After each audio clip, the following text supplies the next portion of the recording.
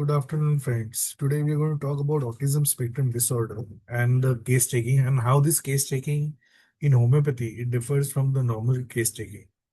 Now let's find out what's autism spectrum disorder or ASD as it is known as. It is a neural developmental ailment causes impaired social interaction and communication by restricted and repetitive behavior in children. It develops due to unknown causative agents.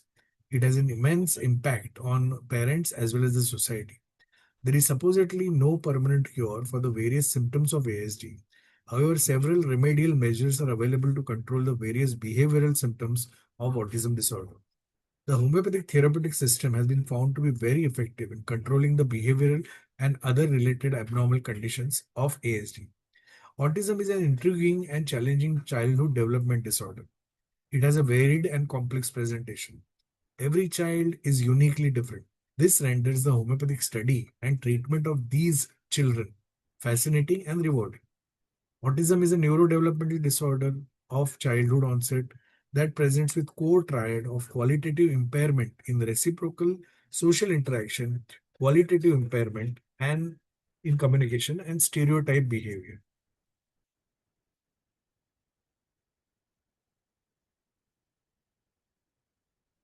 Homeopathic case taking in autism spectrum disorder focuses on building a constitutional totality by looking past standard diagnostic labels to capture the individual's highly specific behavioral, sensory, physical, and maternal antenatal history. Because children with ASD may have limited verbal communication, homeopaths rely heavily on intensive parental interviews, professional clinical observations, and objective behavioral scales to select an individualized remedy. So the first thing that we look at is maternal and antenatal history.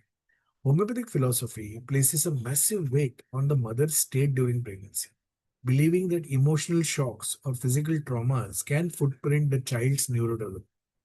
Maternal emotions like severe grief, shock, anxiety, or domestic trauma experienced by the mother during gestational period or pregnancy complications like history of severe morning sickness, threatened abortions, infections, or high stress levels. At the same time, during labor and delivery, if there are incidents of birth asphyxia, prolonged labor, premature birth, or immediate post-birth complications. Secondly, of course, behavioral and mental totality is very, very important. We as homeopaths look for specific patterns in which the child acts, expresses emotions, or handles changes in their environment. The first thing that we look at as homeopaths is social interaction. In social interaction, we look at the quality of the eye to eye contact, response to name, preference for isolation, or reactions to be touched. Secondly, we looked at the hyperactivity and kinetics. Constant pacing, running up and down, jumping, spinning, climbing without fear, or extreme restlessness are some of the things that we need to observe. Of course, repetitive behaviors are very, very important, like flapping of hands, rocking back and forth, lining up the objects, or an intense fascination with specific items like wheels or cars.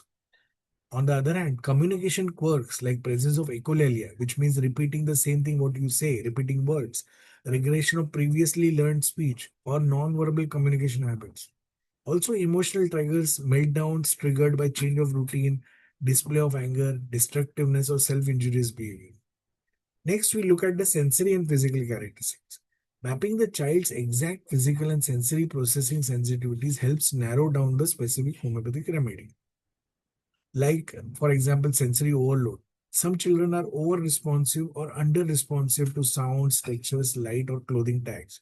At the same time, what kind of temperature and weather, how the child reacts to heat, open air, drafts, or seasonal changes. Don't forget the foods and cravings because strong desires or aversions to specific tastes, such as sweets, salt, spicy food, milk, or any kind of textures, are very, very important in coming to the constitutional remedy. Don't forget the sleep patterns. Many children have difficulty falling asleep.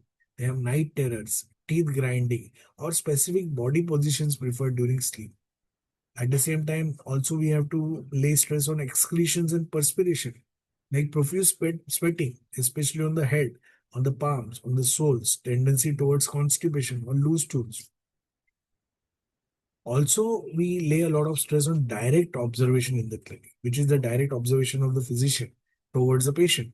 Since verbal communication may be limited, the homeopath closely observes the child's spontaneous actions in the clinic.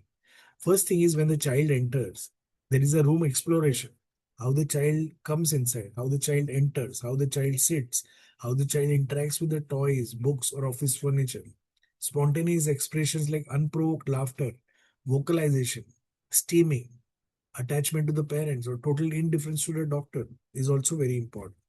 At the same time, destructive tendencies, throwing objects, tearing paper, striking out at boundaries are very, very important.